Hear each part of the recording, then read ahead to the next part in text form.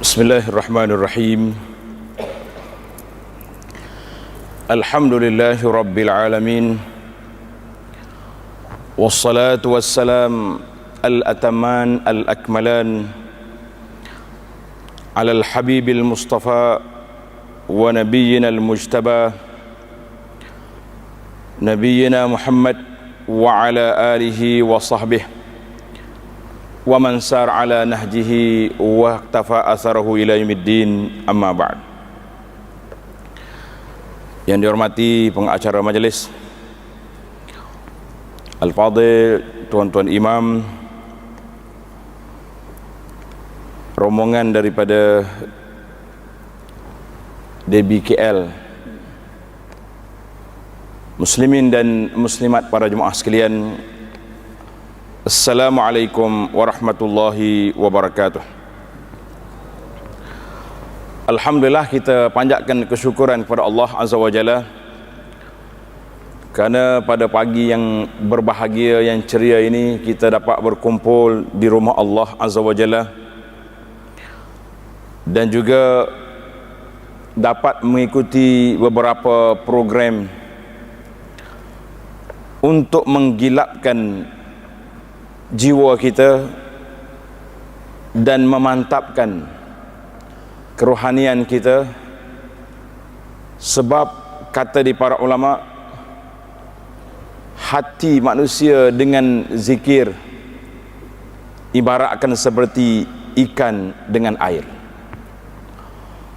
Karena itu Nabi kita sallallahu alaihi wasallam sentiasa mengajar kita supaya sentiasa basahkan lidah kita dengan menyebut nama Allah Azza wa Jalla.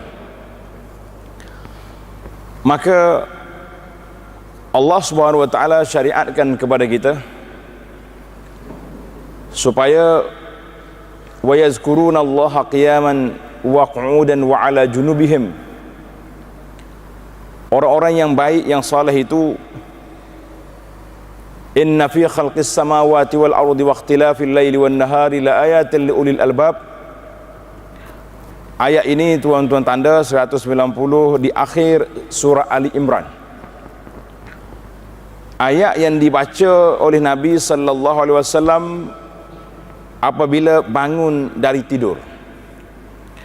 Bila bangun daripada tidur, Rasulullah sallallahu alaihi wasallam ajar kepada kita supaya kita baca ayat ini. Tanda akhir surah Ali Imran, inna fi khalqis samawati wal ard, daripada ayat 190. Sesungguhnya pada kejadian langit dan bumi, wa ikhtilafil laili wan nahar, silih berganti malam dan siang. Malam dengan siang ni kerja dia tukar ganti. Dia ada shift dia sendiri, tak ada yang telah disusun oleh Allah Azza wa Jalla. Kita tengok kepada alam ini dengan pertukaran waktu itu, la ayatin liulil albab.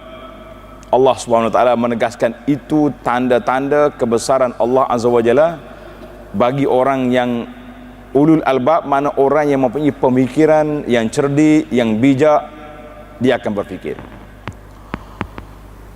Siapakah orang itu? Tuan-tuan, ada mushaf tu buka. Allazina yazkuruna Allah qiyaman wa qu'udan wa ala junubihim wa yatafakkaruna fi khalqis samawati wal ard. Rabbana ma khalaqta hadza batila subhanaka faqina azaban nar. Ulul albab, orang yang cerdik itu, allazina yazkuruna Allah, orang yang menyebut nama Allah Ta'ala, mengingati Allah dalam semua keadaan. Dalam semua keadaan, kita duduk qiyaman, waktu kita berdiri, kita duduk berjalan, kita duduk atas kenderaan, kita ingat kepada Allah Azza wa Jalla. Wa qu'udan, waktu kita duduk, wa ala junubihim, waktu kita tidur. Artinya, jangan salah faham pula kata bila nak berzikir qiyaman Tuhan suruh bangun, bukan. Ayat ini maksudnya semua keadaan kita berzikir, dalam semua keadaan. Kemudian Allah kata apa? Wa yatafakkaruna fi khalqis samawati wal ard. Allah Ta'ala suruh kita berfikir pada kejadian langit dengan bumi. Bila kita fikir, tuan-tuan dan puan-puan, para jemaah sekalian, akan keluar perkataan dari mulut kita, Rabbana ma khalaqta hadza batilah. Ya Allah, Engkau tak jadikan semua ini sia-sia. Subhanak, Maha suci Allah. Biasanya bila sebut subhanak, kalimat itu datang setelah kita tengok benda yang pelik. Kita berjalan tengok, Allah cantiknya tempat ni, kita kata apa? Tak usah duduk cantik saja, subhanallah, masya Allah, tabarakallah. Kata di para ulama, termasuklah kalau kita tengok kanak-kanak, baby, comel, kita ni asyik duduk pulah pipi dia, mewah pipi budak tu, benar tak? Tapi kata ucapan kita kata apa? Comel budak ni, comel lah. Tak boleh kita puji gitu, takut kena penyakit ain. Yang kita nak katanya subhanallah, masya Allah, tabarakallah. Jadi itu ayat yang diajar oleh Allah. Bila kita tengok kejadian yang pelik, kita kena kata faqina azabannar. Itulah permohonan orang beriman, ya Allah jauhkan kami daripada azab neraka. Ayat ini mengajar kepada kita para jemaah sekalian supaya kita sentiasa berada di dalam suasana berzikir. Taib, bila kata nak berzikir, mungkin timbul di kalangan kita, bila pula kami nak bekerja? Kita duduk di bandaraya raya ni, banyak tugas, banyak kerja, banyak macam-macam kerja. Kita kata subhanallah, kerja dengan zikir tidak boleh berpisah. Cuma kadang-kadang kita salah faham. Bila nak berzikir, kita kata masuk bertapa dalam gua contohnya, baru ada zikir lah. Maksud zikir di situ para jemaah sekalian, sama ada bersifat lisani, kita berzikir dengan lidah, kita kata subhanallah. Cuba kata subhanallah, alhamdulillah, wa la ilaha illallah, wallahu akbar. Ingat tak ingat zikir ni? Boleh tanya seorang-seorang, siapa dia tak ingat zikir ni? Kita ajar dia sampai ke gelak hari ni. Semua kata ingat belaka, betul tak? Tapi kalau tanya soalan yang kedua, agak-agak payah juga nak jawab. Berapa kali dah berzikir hari ni? Ataupun apa yang payah kita nak buat? Jadi soalan yang kedua tu kadang-kadang kita sukar nak jawab. Berapa kali dah aku berzikir hari ni? Kita duduk memikir daripada semalam sampai pagi ni, 24 jam sudah berlalu, bilangan zikirnya tak cukup 100 kali. Maka itu kita kata manusia itu alpa, lalai, lara, tak ingat pada Allah Azza wa Jalla. Yang kedua, di dalam kita buat kerja, nak mencari kehidupan yang sempurna, kehidupan yang bahagia ini, iaitulah kita mesti letak dalam jiwa kita zikir, artinya mengingati Allah Azza wa Jalla. Ayat yang kita baca tadi dalam salat, imam kita baca tadi, Allah Subhanahu wa taala perintahkan kepada kita supaya mencari rezeki, mencari harta yang halal. Dalam beberapa ayat Allah SWT sebut dalam surah Al-Ankabut, contohnya ayat 17, apa yang disebut? Fabtaghu indallahi rizq wa'buduh. Allah kata kamu tuntutlah rezeki daripada sisi Allah Ta'ala dan sembahlah Allah. Biasanya para jemaah sekalian, Allah SWT akan kembarkan di antara ibadat dengan bekerja.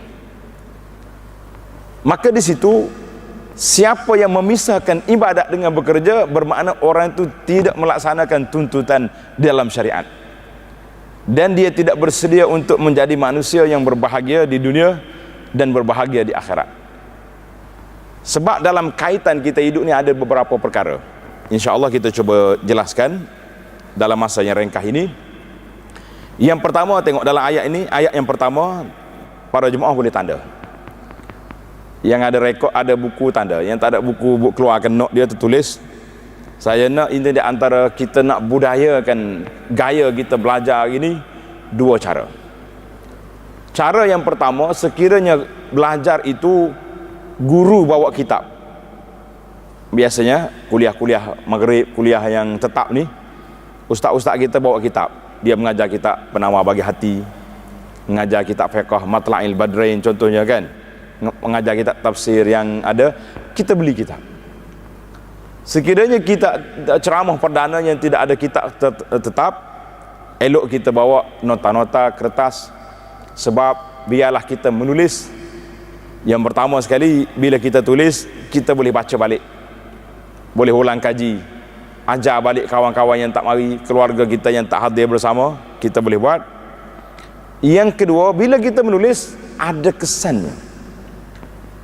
Sebab kadang-kadang kita dengar dia hanyut gitu ya. Bila kita tulis, kita ada rekod, ada catatan. Ayat yang kedua yang berkaitan dengan harta, mencari rezeki, surah Al-Jumu'ah.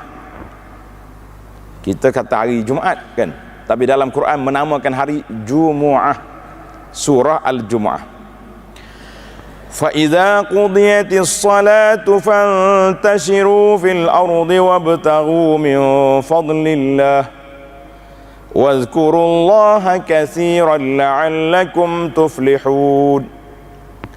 فَإِذَا قُضِيَتِ الصَّلَاةُ, apabila selesai daripada menunaikan salat, maksudnya salat Jumaat. Kan Allah SWT sebut dalam Quran, iza nudiya lis-salati min yaumil jumu'ati fas'au ila zikrillah. Apabila dipanggil pada hari Jumaat, azan. Para ulama katakan azan di sini maksudnya azan yang kedua bagi masjid yang ada dua azan. Biasanya kebanyakan masjid di Malaysia ni, bahkan di Masjid Haram pun, di Mekah, di Madinah, menggunakan dua azan untuk hari Jumaat. Ada setengah negara tak, dia pakai satu azan ya. Imam naik mimbar, azan sekali itu. Jadi bagi kita sini, azan yang kedua, bila berlaku azan, Allah Ta'ala kata, fas'au ila zikrillahi wa zarul bai'. Terus kamu pergi salat, tinggalkan jualan. Ya, tapi tempat kita ni, kita tak tahu nak kata. Kerana penjual-penjual mungkin ada yang agama lain, ada yang orang Islam sendiri. Tetapi pihak kita, penguatkuasa boleh mengambil tindakan. Orang-orang laki-laki mesti kena pergi masjid. Yang perempuan-perempuan, mereka ada kelonggaran, tak wajib solat Jumaat. Kita kata kamu boleh duduk sini. Tapi kalau laki-laki nak mari beli juga, suruh dia pakai telekung, pakai kain tudung. Kata, awak ni perempuan ke laki-laki? Kalau laki-laki pergi masjid. Kalau tidak, syubhat dia. Penjual-penjual tu dikira syubhat. Bila Allah Ta'ala suruh kita pergi salat Jumaat, kemudian diikuti dengan arahan faiza qudiyatis salatu fantashiru. Bila selesai salat, pergi. Kata di para ulama, apabila arahan datang selepas larangan, maka dia menjadi keharusan. Jelas tu? Ayat yang pertama tadi, Tuhan larang kita daripada jual beli sewaktu salat Jumaat. Ayat yang kedua, apabila selesai salat, fantashiru, pergi. Jadi arahan itu tak jadi wajib, sebab dia datang selepas larangan. Itu bahasa ilmu Al-Quran. Wabtaghu min fadlillah, pergilah mencari rezeki yang telah ditentukan oleh Allah. Wazkurullaha katsiran la'allakum tuflihun. Tapi ingatlah, sebutlah Allah banyak-banyak, semoga kamu mendapat kemenangan. Dalam ayat yang kedua ini, para jemaah sekalian, ada beberapa dimensi yang kita boleh huraikan. Yang pertama sekali, salat. Yang kedua, mencari rezeki. Yang ketiga, Allah masih lagi letak satu lagi kaedah, mencari rezeki tidak boleh terpisah daripada berzikir. Subhanallah. Jadi kalau inilah manhaj hidup kita, inilah gaya hidup kita, inilah dia panggil ciri-ciri manusia yang berbahagia. Sebab bila kita berzikir sebut nama Allah, maka itu dipanggil zikir dengan lidah. Ada satu lagi zikir yang besar selepas daripada zikir dengan lidah, iaitulah zikir mengingati Allah di dalam tindak tanduk kita. Kita nak buat apa saja, kita bekerja, kerja yang kita buat ni halal ke haram? Itu timbul soalan. Oh, kerja halal, rezeki yang baik. Nak buat tu buat ni makna bukan perkara-perkara yang berkaitan dengan benda-benda yang tak baik. Yang tak baik ni contohnya pergi jual benda-benda yang haram, pergi jual arak, pergi jual dadah. Tapi yang kita buat kerja ni kerja baik, maka di saat itu para jemaah sekalian, kita perlu satu lagi perkara yang patut kita letak sekali dengan dia, iaitulah niat yang baik untuk nak mencari rezeki yang halal. Kerana ada dalam asar mengatakan talabul halali faridatun, mencari yang halal itu fardu. Mencari yang halal itu fardu. Sebab kalau kita tak cari yang halal, dia akan cari yang mana? Dia akan cari yang tak baik. Betul tidak? Maka dalam hadis Nabi sallallahu alaihi wasallam meletakkan satu kaedah yang cantik, yang para jemaah kita cuba belajar, iaitulah Nabi sallallahu alaihi wasallam sebut, man kanatid dunya hammahu. Awal mula-mula, man kanatil akhirati hammahu. Siapa dia jadikan akhirat itu sebagai agenda dalam hidup dia, ja'alallahu ghinahu fi qalbihi, nasya Allah Ta'ala jadikan kekayaan dia tertanam dalam hati. Man ja'alallahu abni al-akhirat hammahu, siapa dijadikan kehidupan untuk akhirat. Banyak sebut akhirat macam nak buat kerja. Tuan-tuan kena ingat, sebut akhirat tu maksudnya agenda yang kita buat ini untuk nak pergi ke akhirat. Bekerja, kita niat dari keluar daripada rumah. Kalau orang tanya, nak gimana? Kerja. Kenapa bekerja? Di situlah timbulnya perbezaan di antara orang yang niat dengan tak niat. Kata di para ulama, niat yang membezakan di antara adat dengan ibadat. Niat, apa fungsi dia?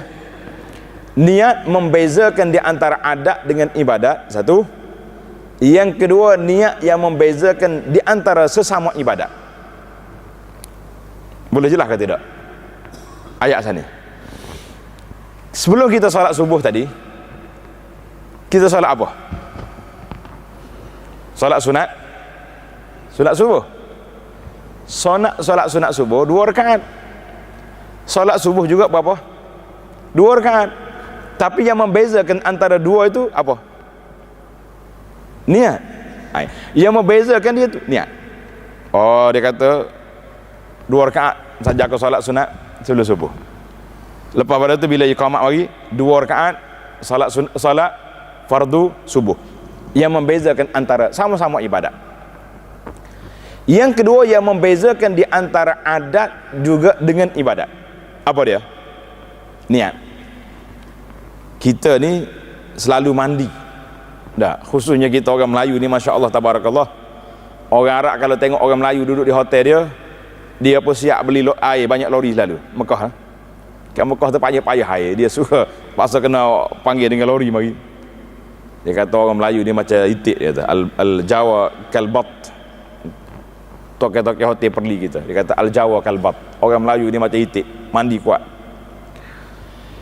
Kita mandi biasalah, manusia ni mandi 3 kali sehari, 4 kali sehari tak. Tapi ada sekali-sekala mandi berniat. Mandi apa tu? Senyum belakang bunyi mandi berniat ni. Jadi mandi berniat tu sama je dengan mandi hak lain, betul tak? Sama ya. Cuma yang ni ada niat. Kalau tak ada niat tak jadi. Itu dia kata niat itu membezakan di antara adat dengan ibadat. Tuan-tuan dan puan-puan, keluar daripada rumah nak pergi kerja. Kalau kita niat bekerja itu sebagai satu daripada sumber pendapatan rezeki yang kita nak cari, yang Allah perintahkan, wabtaghu min fadlillah, pergilah cari rezeki yang diperintahkan oleh Allah kepada kamu, maka di situ kita kena sedar bahawa Allah Subhanahu wa taala suruh kita cari rezeki. Maka kita keluar daripada rumah dengan niat nak mencari rezeki yang halal, banyak menghalang kita, mengingatkan kita kepada Allah Azza wa Jalla. Tuan-tuan tahu, rezeki yang kita cari sama ada dia jadi hak kita ataupun jadi hak orang lain. Betul tak? Suatu hari Nabi kita sallallahu alaihi wasallam dia tanya kepada para sahabat. Dengar ni para jemaah sekalian, soalan ini sangat menarik. Dia kata, para sahabat sekalian, siapakah di kalangan kamu orang yang menyayangi harta orang lain lebih daripada harta dia? Jelas soalan. Siapa di kalangan kamu orang yang menyayangi harta orang lain lebih daripada harta dia? Kalau ada orang yang bertanya macam tu, tuan-tuan dan puan-puan nak jawab macam mana? La ahad, tak ada seorang pun, betul tak? Tentu kita kata, mana ada, saya sayang harta saya daripada harta orang lain. Betul ke tidak? Maka Nabi SAW membetulkan persepsi para sahabat. Nabi mengatakan, harta yang betul-betul menjadi milik kamu, iaitulah apa yang kamu pakai. Baju yang kita pakai ni, indah lusuh dah, itu hak kita. Makanan yang kita makan, pagi, petang, siang, malam kita makan, itu hak kita. Dia kita, tubuh kita telah ambil zatnya, telah ambil apa ni yang ada dalam tu, yang lain-lain tu hampahnya telah dibuang. Yang ketiga yang harta menjadi milik kita, iaitulah apa yang telah kita infak fi sabilillah. Yang lain-lain tu yang duduk dalam akaun, duduk dalam geran tanah, yang duduk dalam kebun-kebun, itu belum tentu milik kita. Maka bila kita keluar, kita dengan niat yang begitu baik, iaitulah kita nak mencari yang fardu, kita ingat kepada Allah Azza Jalla. Allah kata, wazkurullaha katsiran la'allakum tuflihun. Kanalah kamu ingat kepada Allah Ta'ala, mudah-mudahan kamu menjadi orang yang berbahagia. Maka di situ akan menjadi satu batu sekatan kepada kita. Kita duduk di pejabat, tiba-tiba orang mari, tuan, encik, Datuk, boleh tak luluskan saya punya projek? Kita tengok memang dia punya proposal tak cukup syarat. Kalau cukup syarat memang kita kena lulus, sebab sudah cukup syarat. Tapi kalau syarat tak cukup, macam mana nak cukupkan? Hari ini berbagai-bagai jenis nak mencukupkan syarat cukup banyak, betul tak? Cuma waktu saya bincang dengan SPRM, dia taklimat, dia kata, Ustaz, tolong bagi tahu di Malaysia ni agak banyak juga rasuah. Saya kata, minta maaf lah Datuk, tuan, bagi saya di Malaysia tidak ada rasuah. Kontra saya dengan dia. Macam mana tak ada? Tangkapan selalu dibuat orang ni. Saya kata, dia tak bagi rasuah, itu dia bagi sumbangan. Mana ada rasuah? Tak ada orang mari pejabat kita, oleh kerana tuan tolong saya dengan begitu baik, saya lillahi ta'ala saya bagi 50,000 rasuah. Ada tak? Tak ada mari. Yang marinya senyap-senyap, tuan ini sumbangan saya lah, oleh kerana tuan telah tolong. Sumbangan, duit kopi, duit minyak, rasuah tak ada. Dia kata kalau tukar tajuk lagi tu memang tak ada lah. Tapi definisinya di bawah skop rasuah memang berlaku. Maka kalau kita ambil duit-duit seperti ini, tuan-tuan dan puan-puan, nak hidup berapa hari? Kata di para ulama, berapa ramai orang yang kononnya nak membahagiakan diri dan keluarga, pergi ambil rasuah, pergi ambil riba, pergi ambil harta-harta yang tak halal, bawa balik ke rumah, simpan dalam akaun, duduk sana sini, dia punya nampak kemewahan, tetapi tak berapa hari dia mati. Bila bapak ni mati, harta pergi kepada siapa? Harta dapat kepada siapa? Dapat kepada isteri dengan anak-anak. Orang yang duduk di atas bumi menikmati harta yang kita cari, dia duduk dalam kubur berhadapan dengan tindakan malaikat yang begitu dahsyat. Dia duduk dalam kubur, dalam istilah baru yang diguna oleh TMJ. Tahu TMJ? Apa dia? Jangan salah sebut pula, susah kita. Nama dia satu program di bawah TV Astro tu, Tazkirah Malam Jumaat. Tu TMJ. Tengok tak? Salah satu tajuk yang dia suruh saya jadi panel, dia kata tajuk dia 7 kaki dalam tanah belum tentu sunyi. Satu, belum tentu sunyi. Alhamdulillah, bagi orang yang mempunyai iman yang mantap, bagi orang yang mempunyai amalan yang cukup, alhamdulillah, mereka tidak akan sunyi walaupun duduk di mana saja. Tapi wal'iyazubillah, kalau kita masuk dengan perjalanan yang tidak stabil, Nabi SAW sebut dalam hadis, la tazulu qadama abdin yaumal qiyamati hatta yus'al an arba'. Tidak akan berganjak kaki anak Adam itu pada hari kiamat, maknanya tak boleh nak bergerak kita. Malaikat tak akan lepas pergi kecuali mereka akan ditanya dengan 4 perkara. Umur kita ni, kemana kita telah habiskan usia kita? Kita kadang-kadang duk fikir mati tu dengan umur ayah kita ke atuk nenek kita. Ada orang ni dia tak solat, tak sembahyang. Bila ada pendakwah pergi nak dakwah dia, nak ajak dia mari solat, dia ungkit balik sejarah tok nenek dia. Dia kata, ustaz, minta maaf lah, ayah saya, arwah saya mati dulu umur 80 tahun. Nenek dia mati umur panjang umur belaka.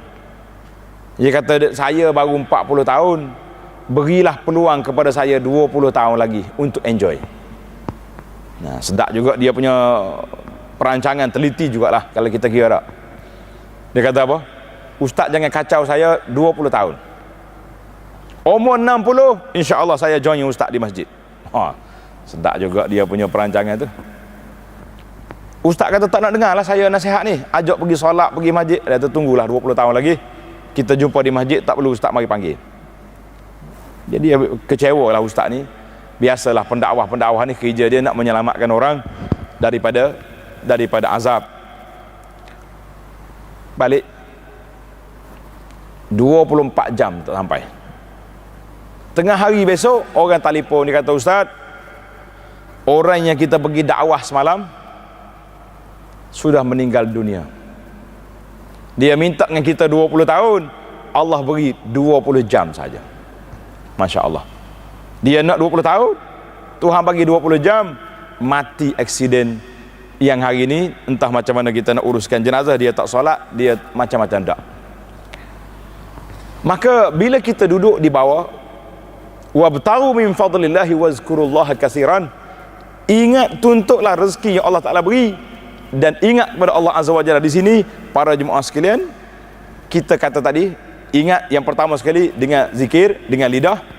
Alhamdulillah, zikir yang saya tanya tadi semua jemaah kata sudah ingat.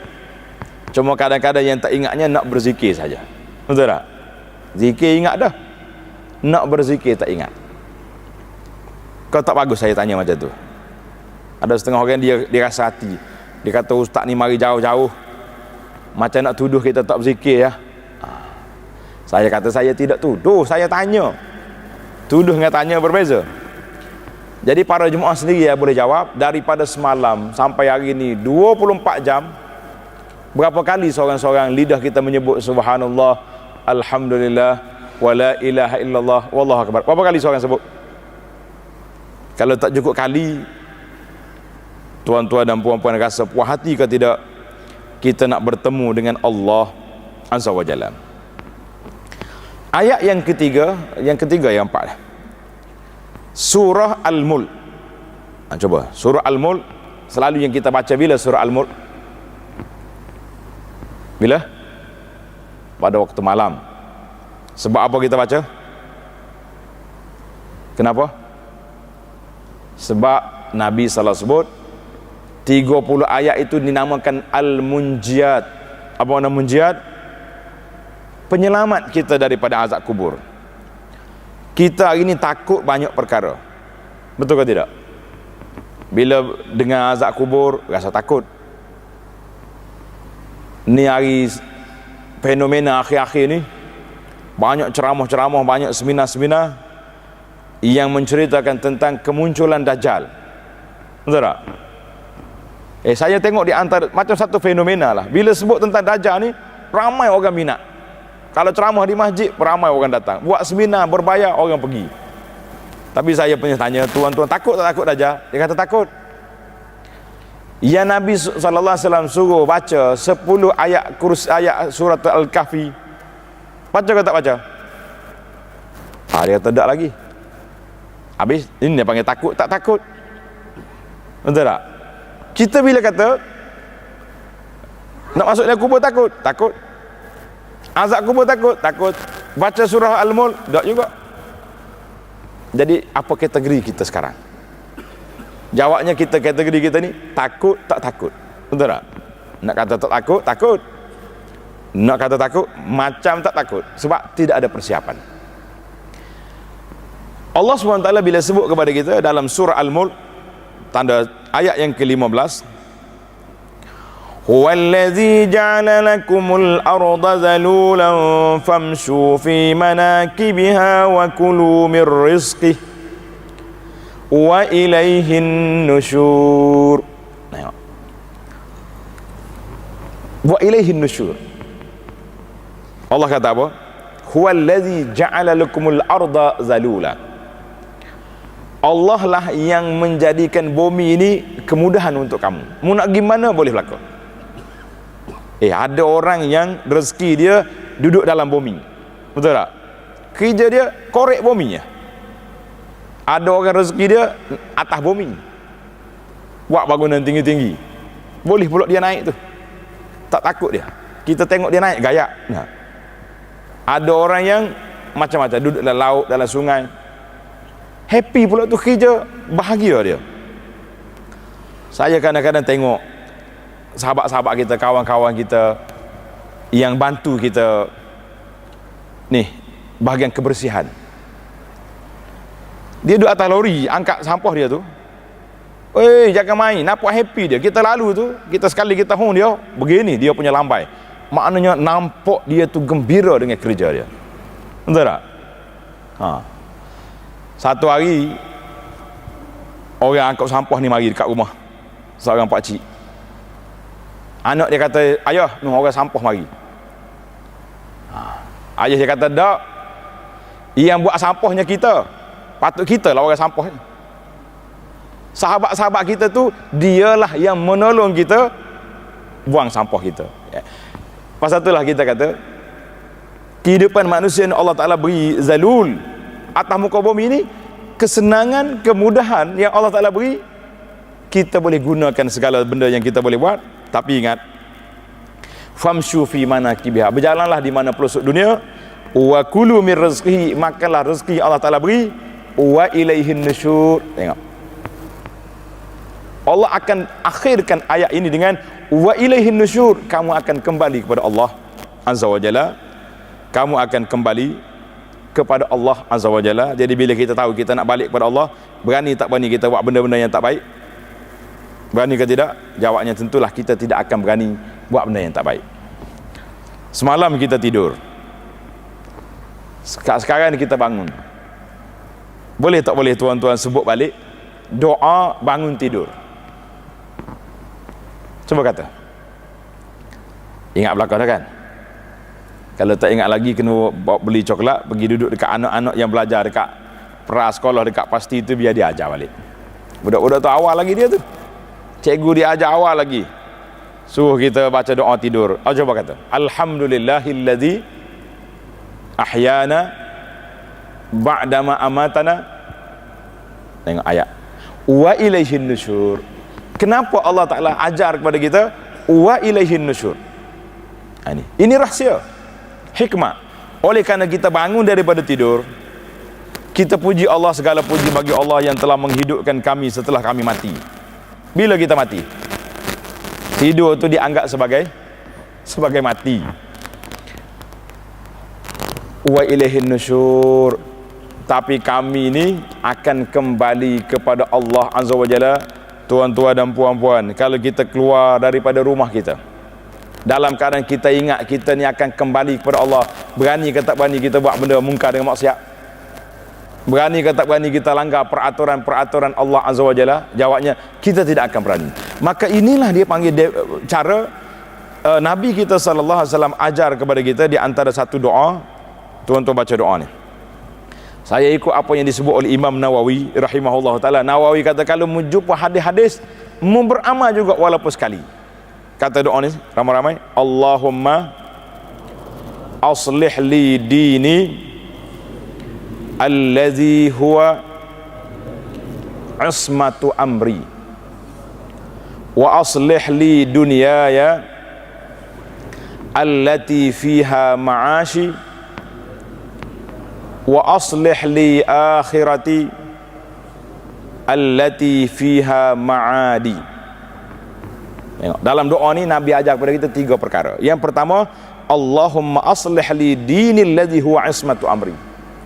Ya Allah, perbetulkanlah cara saya beragama. Mana kita agama bukan setakat kita puasa, solat, puasa, haji saja, tapi semua perkara yang diperintah oleh Allah Taala kita buat, dan semua perkara yang dilarang kita berhenti. Itu dia panggil, kita minta Allah Taala perbaikkan gaya cara kita beragama. Hari ni kalau kita tengok cara beragama agak sukar. Saya setiap kali naik kapal terbang nak mari ke sini, itulah di antara waktu yang kita rasa kecewa, sedih dalam hidup kita ni.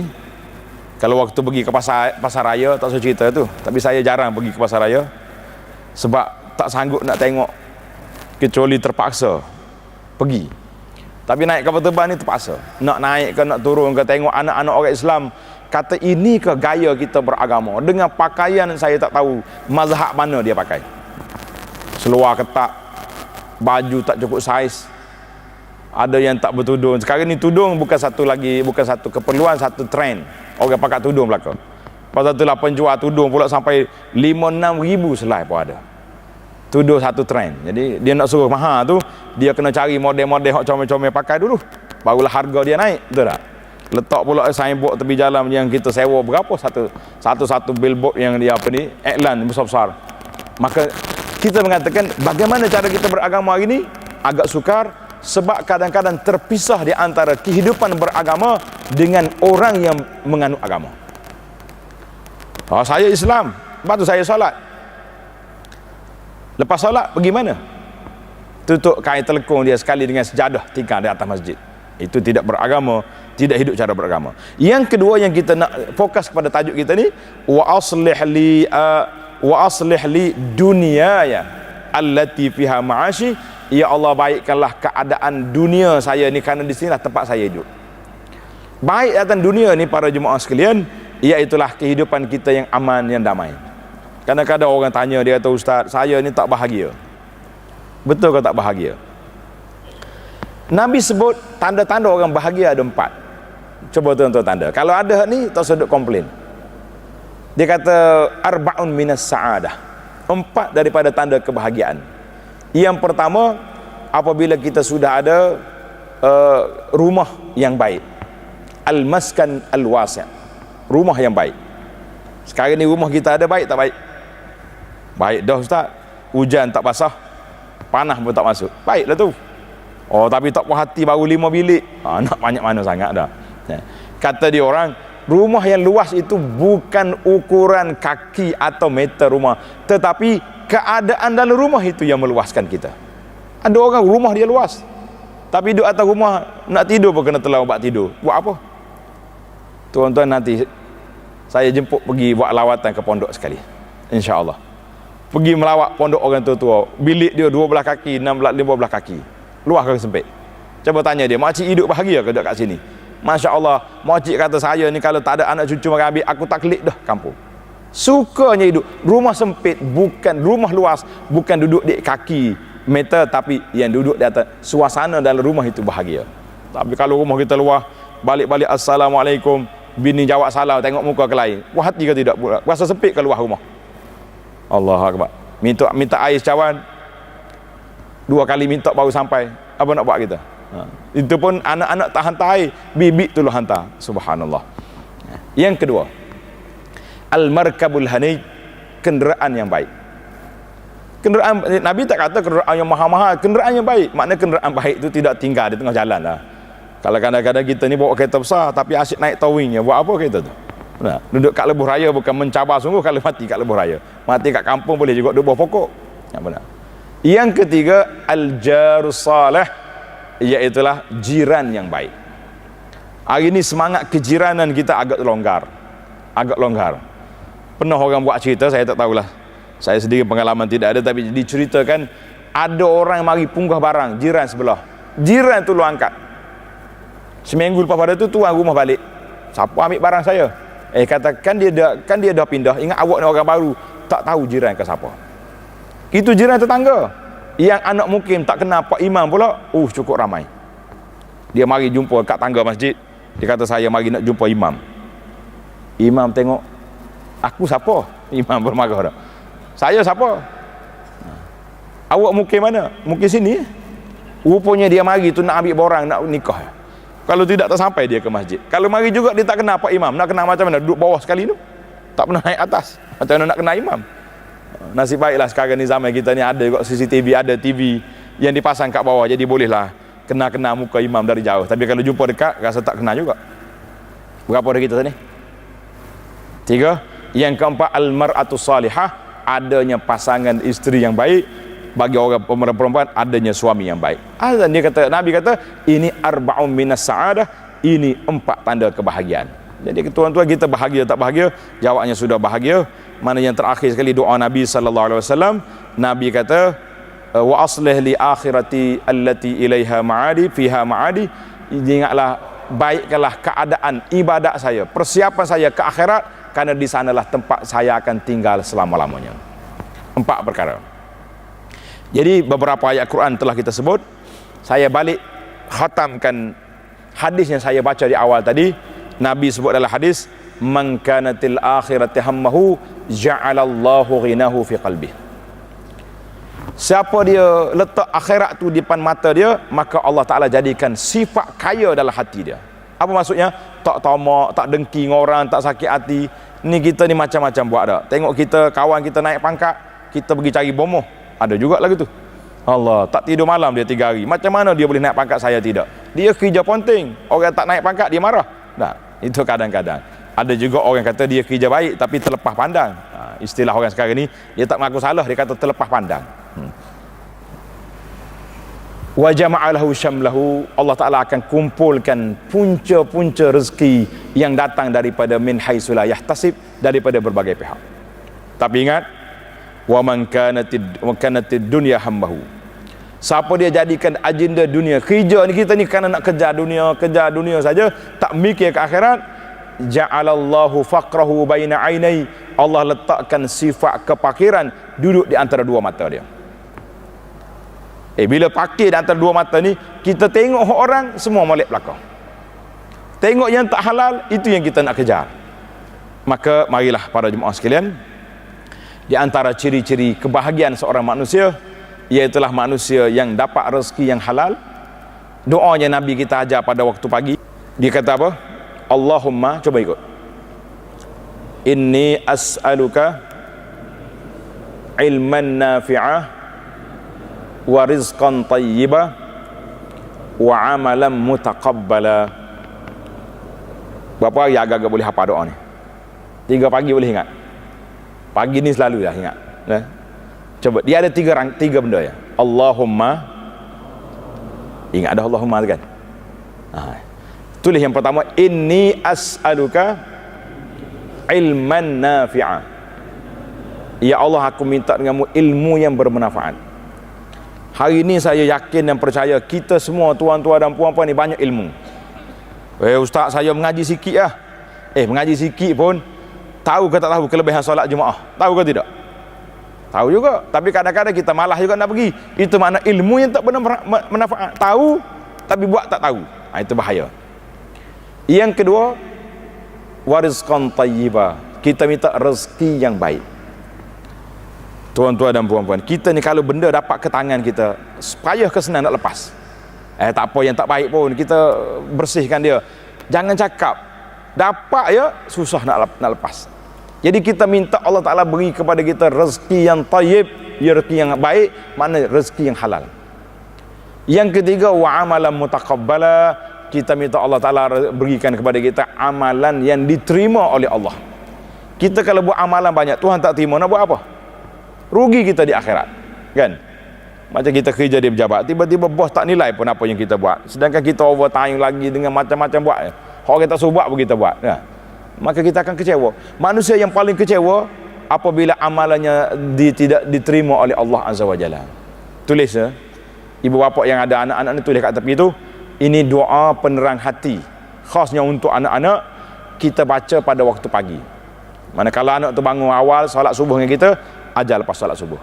Ada budak baby kecil-kecil lagi nak pergi sekolah tu, kita ajar dia nak turun rumah nak pergi sekolah tu, gosok atas kepala anak, biar dia baca Allahumma inni as'aluka ilman nafi'a wa rizqan tayyiba wa amalan mutaqabbala.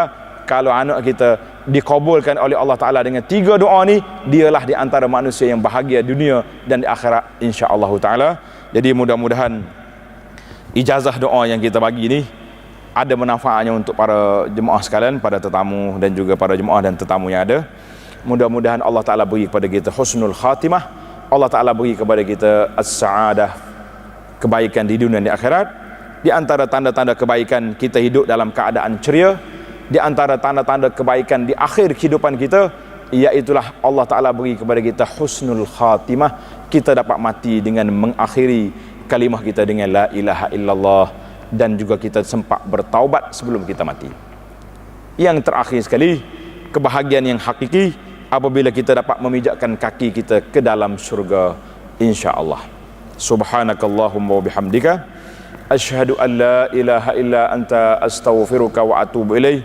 Wa sallallahu ala nabiyyina Muhammad wa ala alihi wa sahbihi ajma'in. Walhamdulillahi rabbil alamin. Wassalamu alaikum warahmatullahi wabarakatuh.